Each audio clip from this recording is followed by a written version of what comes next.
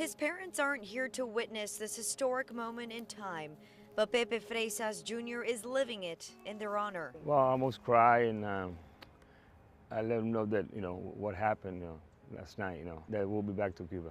We'll be back. We'll be back to a free Cuba. Instead of flowers, he brought 2 Cuban flags to the Caballero Rivera Woodlawn Cemetery. It's where his parents are buried after a full life in the U.S., where they regained their freedom and never took it for granted. My father was decorated by the King of Spain, and my mother was president of the American Cancer Society in Miami. And at the same cemetery on this historic day, one woman said her final farewell to her mother, who was also a Cuban exile. This means that my mother up in heaven is ecstatic of joy. Hopefully this will make some kind of changes, and at least the people now know that the great Buffon is dead. And then there are those who get to witness it. Ya seguro, papá, ya seguro, papá. The thought of a free Cuba still hard for 90-year-old Julio Acosta to believe. Early Saturday morning, his daughter Judy surprised him and his wife with a café con leche and news that Fidel Castro passed away. And I said, Mama, have you heard, Castro passed away? And she says, no. And then when my father heard the news, he was totally asleep. He woke up and said, you sure? What are you saying? I said, yeah, it's a big party in Miami. There is a party in La Carreta. There is a party all over Miami. It's a big party, Daddy. It's a celebration Judy never thought her parents would live to see.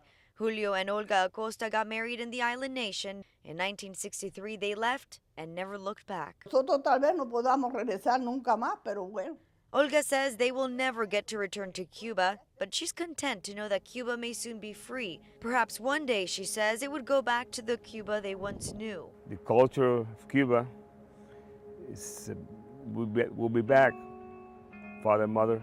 The Cuba Pepe left with hopes of someday being able to return. Castro, the symbol of, it's dead, it's gone, it's past. So it's a future for Cuba. In Miami, Lorena Estrada, 7 News.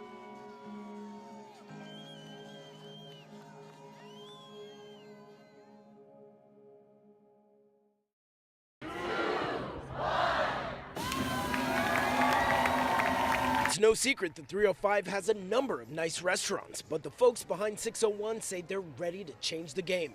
And this new hotspot is the perfect place if you're going for a Heat game. For pretty much everything you could hope for when you come to a Heat game or a concert. Miami's movers and shakers getting a sneak peek Wednesday at the grand opening. 601 in American Airlines Arena sits right on the water with views of the Magic City. But the real magic happens inside, with 2 stories and more than 11,000 square feet. Weddings, bar mitzvahs, parties, anything you can think of, we can have it right here at 601. Everything about this place is modern, starting here on the top floor with the Decanter Bar. It's self-serve craft beer. All you do is scan your card and then start pouring.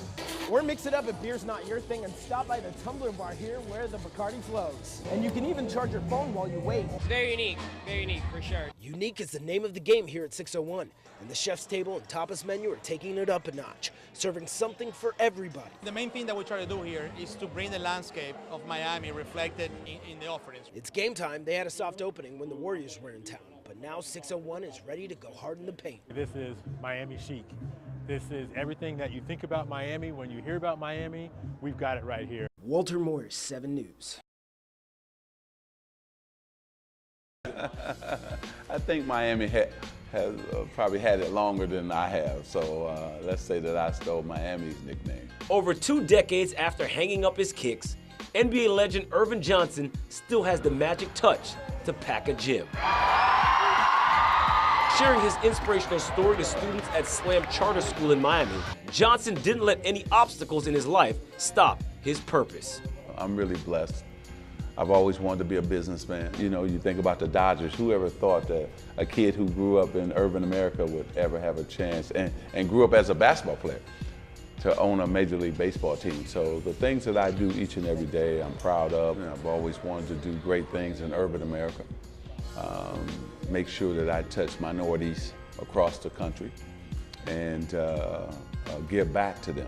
With a nice assist from Simply Healthcare, the NBA great who abruptly had to retire from basketball due to his positive HIV status was candid about his health condition. I've been living for 25 years with HIV and work out, I take my meds, I do everything I'm supposed to do. And so That's why I'm still here. Due to his plight, Magic knows the tough decision Heat All-Star Chris Bosh is facing regarding his health. There's nothing going to replace the thrill of basketball and competition and being a Miami Heat. Hopefully, Chris doesn't have to come to that point that he has to make a decision or choose between his family and his health and the NBA. Because if he can come back with the team that they already have, picking up Joe Johnson I think was a great move by Pat Riley.